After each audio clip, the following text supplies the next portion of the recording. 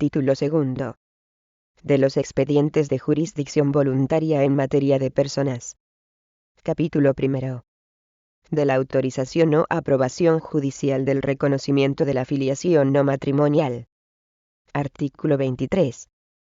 Ámbito de aplicación. 1.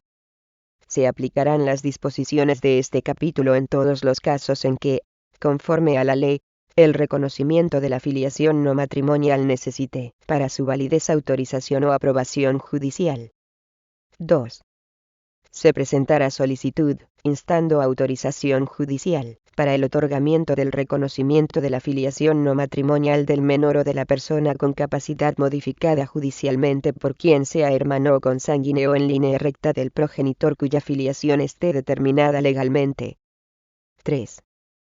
Se solicitará aprobación judicial, para la eficacia del reconocimiento de la filiación no matrimonial de un menor o persona con capacidad modificada judicialmente otorgado a por quien no pueda contraer matrimonio por razón de edad. B. Por quien no tenga el consentimiento expreso de su representante legal, o la asistencia del curador del reconocido ni del progenitor legalmente conocido, siempre que no hubiera sido reconocido en testamento, o dentro del plazo establecido para practicar la inscripción del nacimiento. C. Por el padre, cuando el reconocimiento se hubiera realizado dentro del plazo establecido para practicar la inscripción del nacimiento, y cuando ésta se hubiera suspendido a petición de la madre. 4. También se instará la aprobación judicial, para la validez del reconocimiento no matrimonial por una persona con capacidad modificada judicialmente. Artículo 24. Competencia, legitimación y postulación. 1. Será competente para conocer de este expediente el juzgado de primera instancia del domicilio del reconocido, o, si no lo tuviera en territorio nacional, el de su residencia en dicho territorio. Si el reconocido no tuviera su residencia en España, lo será el del domicilio o residencia del progenitor autor del reconocimiento. 2. Podrá promover este expediente el progenitor autor del reconocimiento, por sí mismo, o asistido de su representante legal, tutor o curador, en su caso. 3. En la tramitación del presente expediente no será preceptiva la intervención de abogado ni procurador. Artículo 25. Tramitación. Admitirá a trámite la solicitud por el secretario judicial. Este citará a comparecencia al solicitante y, según proceda, al progenitor conocido, al representante legal o curador del reconocido, y a este, si tuviera suficiente madurez, y en todo caso, si fuera mayor de 12 años, así como a sus descendientes, si hubiere fallecido, y los hubiere, y a las personas que se estime oportuno, así como al Ministerio Fiscal. Artículo 26. Resolución. 1. El juez resolverá lo que proceda sobre el reconocimiento de que se trate, atendiendo para ello al discernimiento del progenitor, la veracidad o autenticidad de su acto, la verosimilitud de la relación de procreación, sin necesidad de una prueba plena de la misma, y el interés del reconocido cuando sea menor o persona con capacidad modificada judicialmente. 2.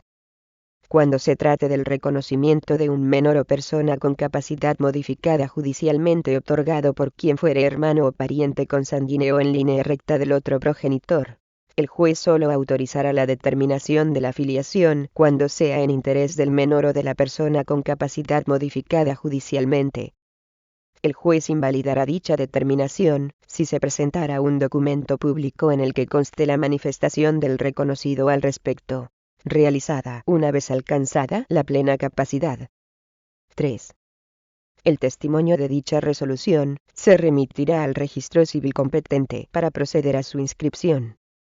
Capítulo segundo. De la habilitación para comparecer en juicio y del nombramiento de defensor judicial. Artículo 27. Ámbito de aplicación. 1.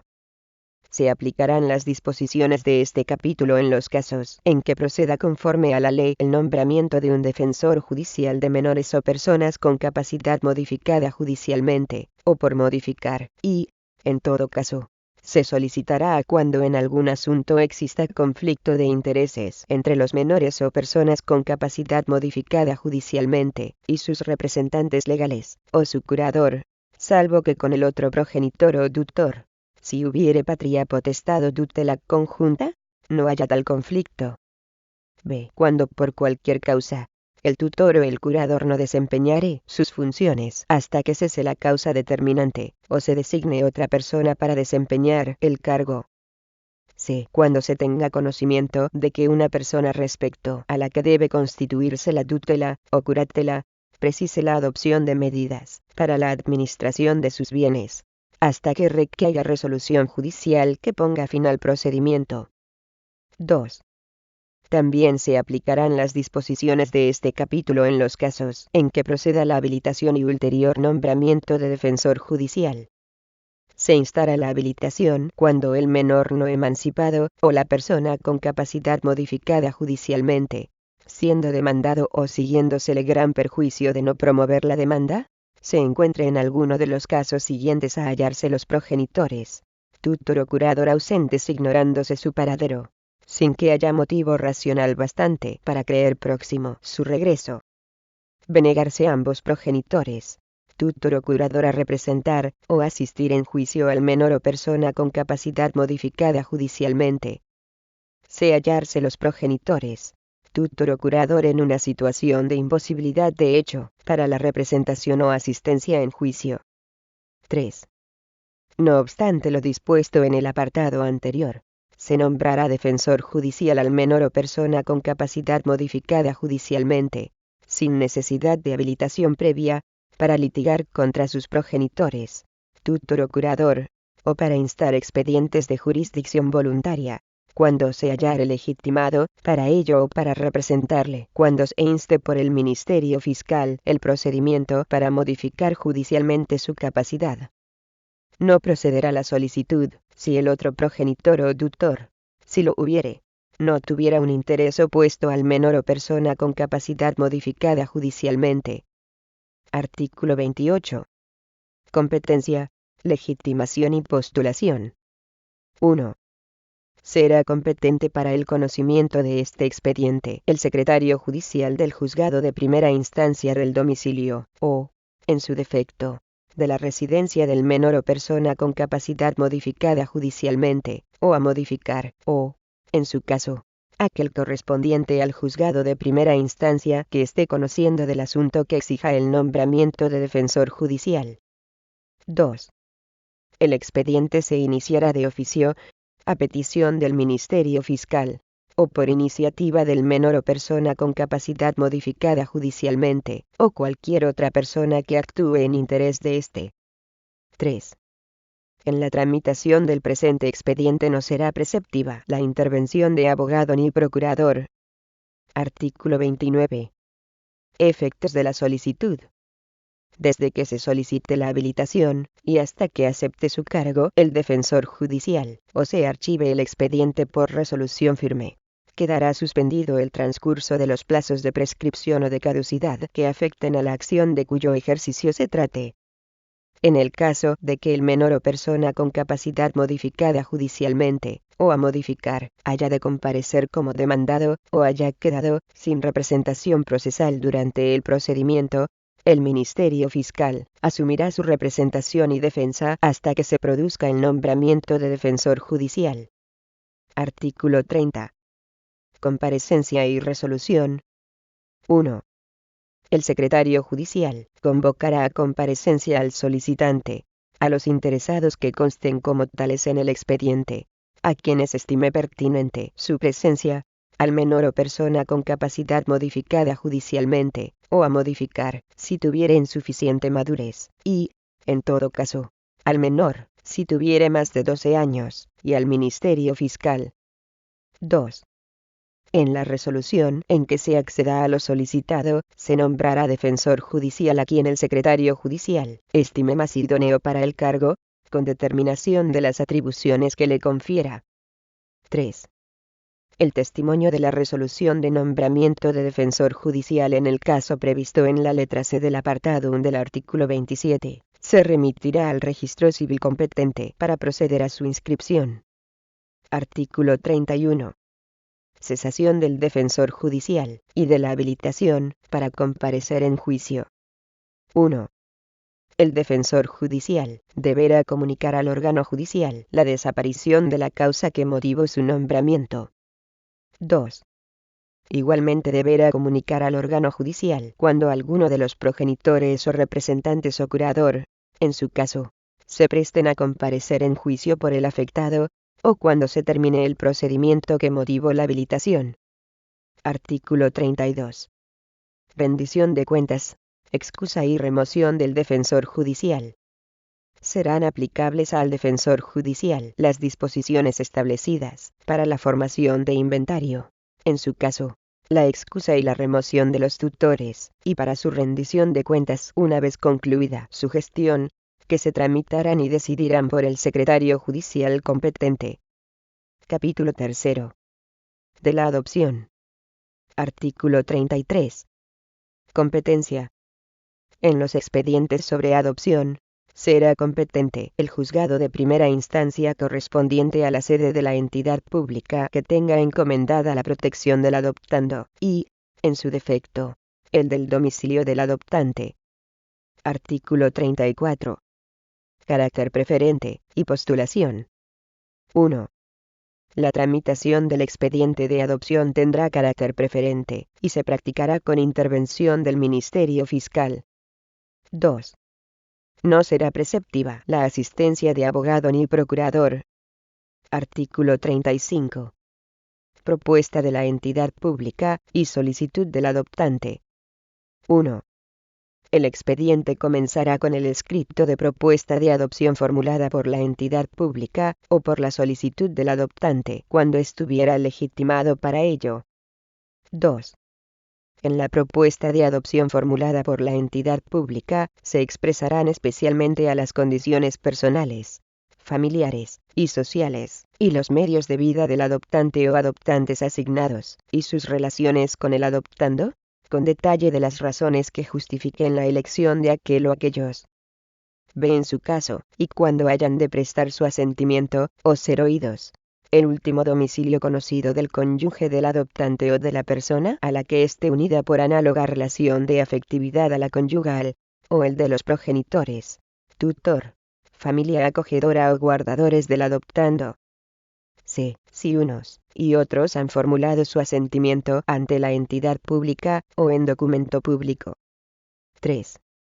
En los supuestos en que no se requiera propuesta previa de la entidad pública, de conformidad con lo dispuesto en el artículo 176 del Código Civil, el ofrecimiento para la adopción del adoptante se presentará por escrito, en que expresará las indicaciones contenidas en los apartados anteriores en cuanto fueren aplicables, y las alegaciones y pruebas conducentes a demostrar que en el adoptando concurre alguna de las circunstancias exigidas por dicha legislación.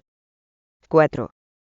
Con la propuesta o ofrecimiento para la adopción, se presentarán los documentos a que se refieren los apartados anteriores, la declaración previa de idoneidad del adoptante para el ejercicio de la patria potestad emitida por la entidad pública, si procediere, y cuantos informes o documentos se juzguen oportunos.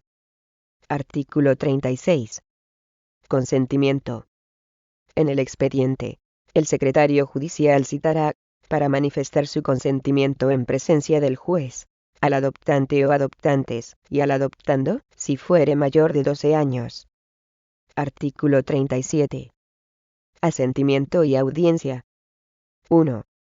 También deberán ser citados, para prestar el asentimiento a la adopción ante el juez, las personas indicadas en el apartado 2 del artículo 177 del Código Civil. No serán citados aquellos que, siendo necesario su asentimiento, lo hubieran prestado con anterioridad a la iniciación del expediente ante la correspondiente entidad pública o en documento público, salvo que hubieran transcurrido más de 6 meses desde que lo hicieron. 2. Si los progenitores pretendieran que se les reconozca la necesidad de prestar su asentimiento a la adopción, deberán ponerlo de manifiesto en el expediente. el secretario judicial acordará la suspensión del expediente y otorgará el plazo de 15 días para la presentación de la demanda, de la que conocerá el mismo tribunal. Presentada la demanda dentro de plazo, el secretario judicial dictará decreto declarando contencioso el expediente de adopción y acordará seguir su tramitación conforme a lo dispuesto en el artículo 781 de la Ley de Enjuiciamiento Civil. Si no se presentara la demanda en el plazo fijado, el secretario judicial dictará decreto dando por finalizado el trámite y alzando la suspensión del expediente de adopción. El decreto será recurrible directamente en revisión ante el tribunal.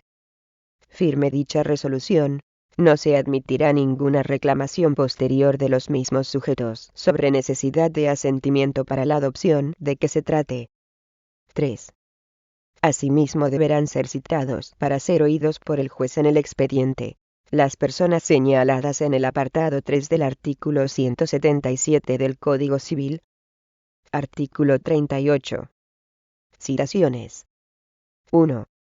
Si en la propuesta de adopción, o en el ofrecimiento para la adopción no constare el domicilio de los que deban ser citados, el secretario judicial practicará inmediatamente las diligencias oportunas para la averiguación del domicilio conforme a lo prevenido en el artículo 156 de la Ley de Enjuiciamiento Civil, y lo citará ante el juez dentro de los 15 días siguientes, debiendo garantizar la debida reserva.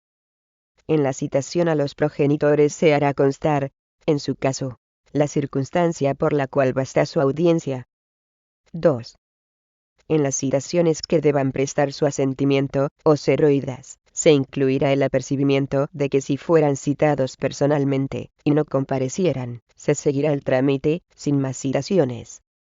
Si no respondieran a la primera citación, y no se hubiera realizado la citación en su persona, se les volverá a citar para dentro de los 15 días siguientes, con el apercibimiento de que aunque no comparezcan, el expediente seguirá su trámite. 3. Cuando no haya podido conocerse el domicilio paradero de alguna persona que deba ser citada, o si citada debidamente, con los apercibimientos oportunos, no compareciese, se prescindirá del trámite y la adopción acordada será válida, sin perjuicio, en su caso, del derecho que a los progenitores concede el apartado 2 del artículo 180 del Código Civil. Artículo 39. Tramitación. 1. El juez podrá ordenar la práctica de cuantas diligencias estime oportunas para asegurarse de que la adopción sea en interés del adoptando. 2. Todas las actuaciones se llevarán a cabo con la conveniente reserva, evitando en particular que la familia de origen tenga conocimiento de cuál sea la adoptiva, excepto en los supuestos recogidos en los apartados 2 y 4 del artículo 178, y sin perjuicio de lo establecido en el artículo 180 del Código Civil. 3. Si se suscitare oposición, el expediente se hará contencioso, y el secretario judicial citará a los interesados a una vista, continuando la tramitación con arreglo a lo previsto para el juicio verbal. 4. Contra el auto que resuelva el expediente cabe recurso de apelación, que tendrá carácter preferente, sin que produzca efectos suspensivos. 5. El testimonio de la resolución firme en que se acuerde la adopción se remitirá al registro civil correspondiente, para que se practique su inscripción. Artículo 40. Procedimiento para la exclusión de funciones tutelares del adoptante y extinción de la adopción. 1. Las actuaciones judiciales a que se refieren los artículos 179 y 180 del Código Civil, se sustanciarán por los trámites del juicio que corresponda, con arreglo a lo establecido en la Ley de Enjuiciamiento Civil, y sus resoluciones serán remitidas al registro civil para su inscripción. 2. Durante la sustanciación del procedimiento, el juez adoptará, incluso de oficio, y previa audiencia del Ministerio Fiscal, las medidas de protección oportunas sobre la persona y bienes del adoptado menor o persona con capacidad modificada judicialmente. 3. Si el adoptado fuera mayor de edad, la extinción de la adopción requerirá su consentimiento expreso. Artículo 41. Adopción internacional. En los casos de adopción internacional se estará a lo previsto en el artículo 9.5 del Código Civil, y en la Ley 54/2007, de 28 de diciembre, de adopción internacional, así como a lo establecido al respecto en los tratados y convenios internacionales en que España sea parte, y, en especial, en el Convenio de La Haya de 29 de mayo de 1993, relativo a la protección del niño y a la cooperación en materia de adopción internacional. Artículo 42. Conversión de adopción simple o no plena en plena. 1. El adoptante de adopción simple o no plena constituida por autoridad extranjera competente podrá instar ante los tribunales españoles su conversión en una adopción regulada por el derecho español, cuando concurra uno de los siguientes supuestos: a que el adoptando tenga su residencia habitual en España en el momento de constitución de la adopción. B. Que el adoptando haya sido, o vaya a ser trasladado a España con la finalidad de establecer su residencia habitual en España. C. Que el adoptante tenga la nacionalidad española, o tenga su residencia habitual en España. 2. El adoptante deberá presentar la solicitud, ofreciéndose para la adopción plena, sin que precise propuesta previa de la entidad pública, en la que expresará las indicaciones contenidas en el artículo 35 en cuanto fueren aplicables.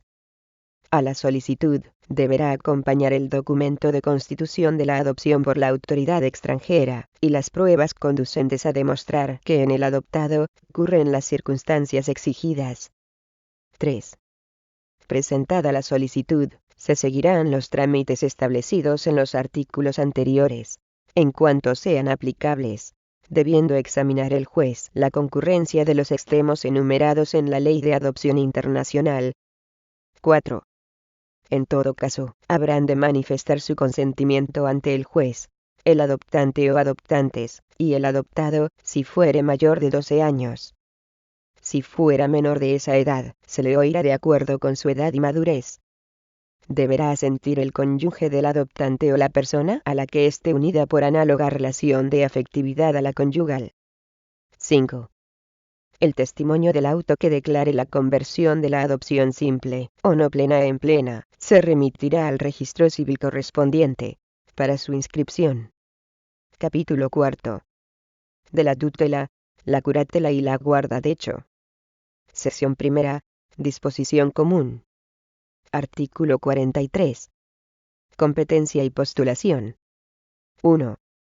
Será competente para el conocimiento de este expediente el juzgado de primera instancia del domicilio, o, en su defecto, de la residencia del menor o persona con capacidad modificada judicialmente. 2. El órgano judicial que haya conocido de un expediente sobre tutela, curatela o guarda de hecho, será competente para conocer de todas las incidencias, trámites y adopción de medidas posteriores, siempre que el menor o persona con capacidad modificada judicialmente resida en la misma circunscripción. En caso contrario, para conocer de alguna de esas incidencias, será preciso que se pida testimonio completo del expediente al juzgado que anteriormente conoció del mismo, el cual lo remitirá en los 10 días siguientes a la solicitud. 3. En estos expedientes no será preceptiva la intervención de abogado ni procurador, salvo en el relativo a la remoción del tutor o curador, en el que será necesaria la intervención de abogado. Sección segunda. De la tutela y la curatela. Artículo 44. Ámbito de aplicación. Se aplicará lo dispuesto en esta sección para la constitución de la tutela y de la curatela, siempre que no se solicite dicha constitución en un proceso judicial para modificar la capacidad de una persona. Artículo 45. Tramitación, resolución y recurso. 1. El expediente se iniciará mediante solicitud en la que deberá expresarse el hecho que dé lugar a la tutela o curatela, acompañando los documentos acreditativos de la legitimación para promover el expediente, e indicando los parientes más próximos de la persona respecto a la que deba constituirse la tutela o curatela y sus domicilios. Igualmente deberá acompañarse certificado de nacimiento de éste, y, en su caso, el certificado de últimas voluntades de los progenitores, el testamento o documento público notarial otorgado por estos, en los que se disponga sobre la tutela o curatela de sus hijos menores, o con la capacidad modificada judicialmente, o el documento público notarial otorgado por el propio afectado en el que se hubiera dispuesto en previsión sobre su propia tutela o curatela. 2.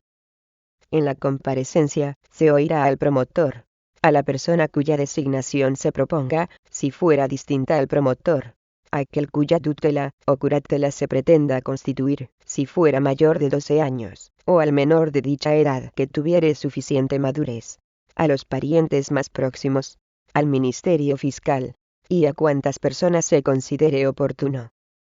Tanto el juez como el Ministerio Fiscal actuarán de oficio en interés del menor o persona con capacidad modificada judicialmente, adoptando y proponiendo las medidas, diligencias, informes periciales y pruebas que estimen oportunas.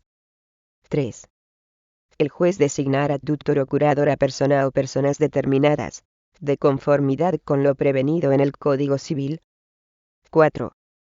En la resolución, acordando el nombramiento de tutor o curador, se adoptarán las medidas de fiscalización de la tutela o curatela establecidas por los progenitores en testamento o documento público notarial, o por el propio afectado en el documento público notarial otorgado al respecto, salvo que sea otro el interés de la persona afectada.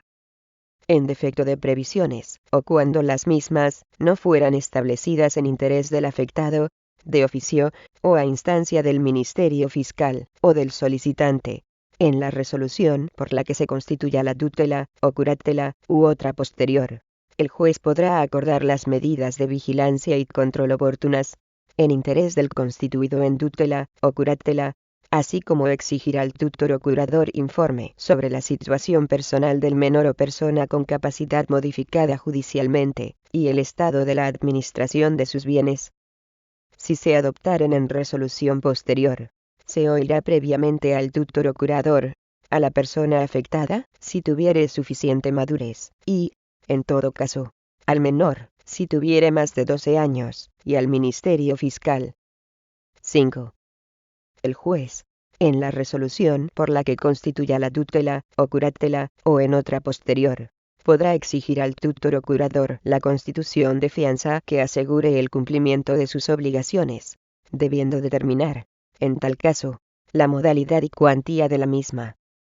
También podrá con posterioridad, de oficio, o a instancia de parte interesada, dejar, sin efecto, o modificar en todo, o en parte, la fianza que se hubiera prestado, tras haber oído al tutor o curador, a la persona afectada, si tuviera suficiente madurez, y, en todo caso, al menor, si tuviere más de 12 años, y al Ministerio Fiscal.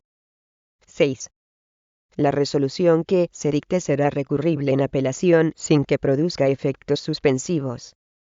Durante la sustanciación del recurso, quedará a cargo del tutor o curador electo, en su caso, el cuidado del menor o persona con capacidad modificada judicialmente, y la administración de su caudal, según proceda, bajo las garantías que parecieren suficientes al juez.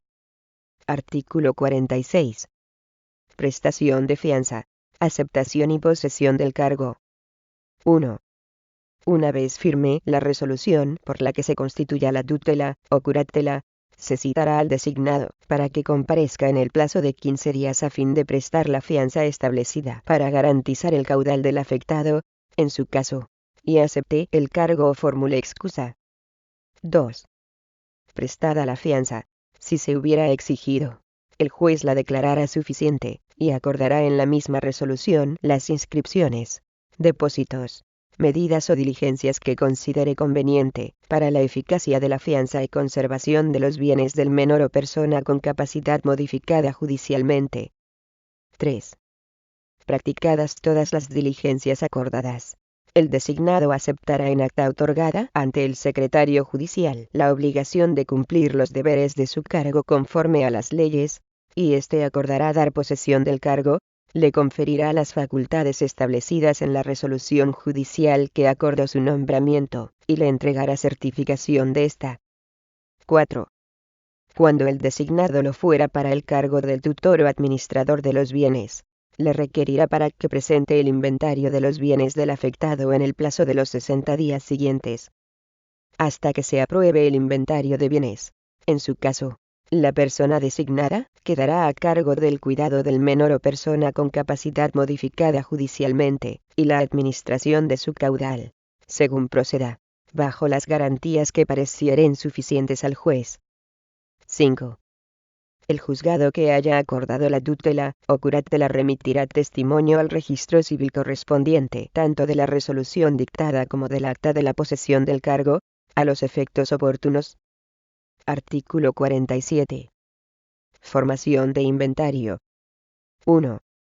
El designado al que se hubiera nombrado administrador del caudal presentará, dentro del plazo otorgado, el inventario de bienes, que contendrá la relación de los bienes del afectado, así como las escrituras, documentos y papeles de importancia que se encuentren. A continuación, el secretario judicial fijará día y hora para su formación, y citará a los interesados, a las personas afectadas, si tuvieran suficiente madurez, y, en todo caso, al menor, si tuviere más de 12 años, y al Ministerio Fiscal. 2. Si se suscitare controversia sobre la inclusión o exclusión de bienes en el inventario, el secretario judicial citará a los interesados a una vista, continuando la tramitación con arreglo a lo previsto para el juicio verbal, suspendiéndose su formación hasta que la misma sea resuelta.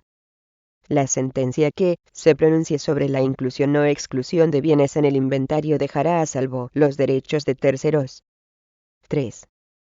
Si no hubiera oposición, o resuelta esta, el secretario judicial aprobará el inventario, debiendo la persona designada proceder a su administración en los términos establecidos en la resolución judicial. Artículo 48. Retribución del cargo. 1. Si se solicitare por el tutor o curador el establecimiento de una retribución, y no estuviera fijada en la resolución que hubiera efectuado su nombramiento, el juez la acordará siempre que el patrimonio del tutelado o asistido lo permita. Fijará su importe y el modo de percibirla, atendiendo al trabajo a realizar y al valor y la rentabilidad de los bienes, después de oír al solicitante, al tutelado o asistido, si tuviera suficiente madurez, y, en todo caso, al menor, si fuera mayor de 12 años, al Ministerio Fiscal, y a cuantas personas considere oportuno. Tanto el juez como las partes o el Ministerio Fiscal podrán proponer las diligencias, informes periciales y pruebas que estimen oportunas. El auto a que se refiere este artículo se ejecutará, sin perjuicio del recurso de apelación, que no producirá efectos suspensivos. 2. El mismo procedimiento se seguirá para modificar o extinguir dicha retribución. Artículo 49. Remoción. 1. En los casos previstos por el Código Civil, de oficio, a solicitud del Ministerio Fiscal, del tutelado, del sujeto a curatela o de otra persona interesada, se podrá acordar la remoción del tutor o del curador, previa celebración de comparecencia, en la que se oirá también al tutor o curador, a la persona que le vaya a sustituir en el cargo y al afectado, si tuviere suficiente madurez, y, en todo caso, al menor, si tuviere más de 12 años, y al Ministerio Fiscal. Si se suscitare oposición, el expediente se hará contencioso, y el secretario judicial citará a los interesados a una vista, continuando la tramitación con arreglo a lo previsto para el juicio verbal. 2. Durante la tramitación del expediente de remoción, el juez podrá suspender al tutor o curador en sus funciones y el secretario judicial nombrará al tutelado o sujeto a curatela un defensor judicial. 3. El juez acordará lo procedente, nombrando un nuevo tutor o curador conforme a la legislación civil, debiendo remitir la correspondiente comunicación al registro civil. Artículo 50. Excusa. 1. Si concurriera alguna de las causas previstas por el Código Civil para excusarse del ejercicio del cargo tutelar o de la curatela, el tutor o curador deberá alegarla dentro del plazo de 15 días a contar desde que tenga conocimiento del nombramiento. si el motivo de la excusa le sobreviniere durante su ejercicio, podrá alegarlo en cualquier momento, salvo las personas jurídicas, siempre que hubiera persona de parecidas condiciones para sustituirle. 2. Se podrá admitir la excusa del tutor o del curador previa celebración de comparecencia, en la que necesariamente se oirá a la persona que se excuse, a la que le vaya a sustituir en el cargo, y al afectado, si tuviere suficiente madurez, y, en todo caso, al menor, si tuviere más de 12 años, y al Ministerio Fiscal. 3. Durante la tramitación del expediente, quien haya solicitado la renuncia, estará obligado a ejercer la función, y, de no hacerlo, se nombrará un defensor que le sustituya, quedando el sustituido responsable de todos los gastos ocasionados por la excusa, si ésta fuera rechazada. 4. Admitida la excusa, se procederá al nombramiento de nuevo tutor o curador, debiendo remitir, en su caso, la correspondiente comunicación al registro civil. Artículo 51. Rendición de cuentas. 1. Anualmente, desde la aceptación del cargo, el tutor o curador deberá presentar dentro de los 20 días siguientes de cumplirse el plazo un informe sobre la situación personal del menor o persona con capacidad modificada judicialmente, y una rendición de cuentas de la administración de sus bienes, si procediera. 2. Presentados los informes, el secretario judicial citará a comparecencia ante el juez al titular del cargo, al tutelado o asistido, si tuviera suficiente madurez, y, en todo caso, al menor, si tuviere más de 12 años, aquellos que estuvieran interesados, y al Ministerio Fiscal, pudiéndose proponer de oficio, o a instancia de parte, las diligencias y pruebas que se estimen oportunas. 3. Tras ello, hubiera o no oposición, el juez resolverá sobre los informes anuales, y la rendición de cuentas. 4. Estas disposiciones serán de aplicación en los supuestos de rendición final de cuentas por extinción de la tutela, o curatela, debiendo ser presentada, en su caso, en el plazo de 3 meses desde el cese del cargo, prorrogables por el tiempo que fuere necesario, si concurre justa causa. En estos casos también se oirá, si procediera, al nuevo tutor o curador, y a los herederos del tutelado, o asistido, en su caso. 5. En todo caso, la aprobación judicial de las cuentas presentadas, no impedirá el ejercicio de las acciones que, recíprocamente puedan asistir al tutor o curador, y al tutelado, o sujeto a curatela, o a sus causahabientes por razón de la tutela, o curatela. Sección tercera, de la guarda de hecho. Artículo 52. Requerimiento, y medidas de control. 1. A instancia del Ministerio Fiscal, del sometido a guarda, o de cualquiera que tenga un interés legítimo, el juez que tenga conocimiento de la existencia de un guardador de hecho, podrá requerirle, para que informe de la situación de la persona y bienes del menor, de la persona con capacidad modificada judicialmente, o de la que hubiera de estarlo, y de su actuación en relación con los mismos. 2. El juez podrá establecer las medidas de control y de vigilancia que estime oportunas, sin perjuicio de promover expediente, para la constitución de la tutela, o curatela. Tales medidas se adoptarán, previa comparecencia, citando a la persona a quien afecte la guarda de hecho, al guardador, y al Ministerio Fiscal. Capítulo 5. De la concesión judicial de la emancipación y del beneficio de la mayoría de edad. Artículo 53. Competencia, legitimación y postulación. 1. El juez de primera instancia del domicilio del menor será competente para conocer de la solicitud de emancipación que inste el mayor de 16 años, sujeto a patria potestad, por encontrarse en alguno de los supuestos previstos en el artículo 320 del Código Civil, en concreto a cuando quien ejerciere la patria potestad contrajere nupcias o conviviere maritalmente con persona distinta del otro progenitor. B. Cuando los progenitores vivieren separados. C. Cuando ocurra cualquier causa que entorpeciera gravemente el ejercicio de la patria potestad. 2. El juez de primera instancia del domicilio del menor será competente para conocer de la solicitud de beneficio de mayoría de edad que inste el mayor de 16 años sujeto a tutela, de acuerdo con lo previsto en el artículo 321 del Código Civil. 3. En la práctica de estas actuaciones, no será preceptiva la intervención de abogado ni procurador, salvo que se formule oposición, en cuyo caso sí será preceptiva la asistencia del letrado a partir de ese momento. Artículo 54. Solicitud. 1.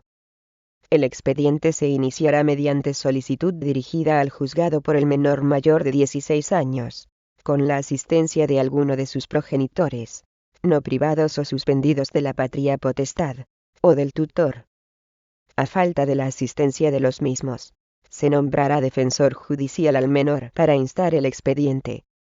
El Ministerio Fiscal asumirá su representación y defensa hasta que se produzca el nombramiento de defensor judicial. 2. A la solicitud se acompañarán, en su caso, los documentos que acrediten la concurrencia de la causa exigida por el Código Civil para instar la emancipación o beneficio de mayoría de edad, así como la proposición de prueba que considere pertinente. Artículo 55. Tramitación y resolución. 1. Admitida a trámite por el secretario judicial la solicitud, convocará a la comparecencia ante el juez al menor, a sus progenitores, o, en su caso, a su tutor, al Ministerio Fiscal, y a aquellos que pudieran estar interesados, quienes serán oídos por este orden. Posteriormente, se practicarán aquellas pruebas que hubieren sido propuestas y acordadas. 2. El juez, teniendo en cuenta la justificación ofrecida y valorando el interés del menor, resolverá concediendo o denegando la emancipación o el beneficio de mayoría de edad solicitados. 3. Se remitirá al registro civil el testimonio de la concesión de la emancipación o del beneficio de mayoría de edad para proceder a su inscripción.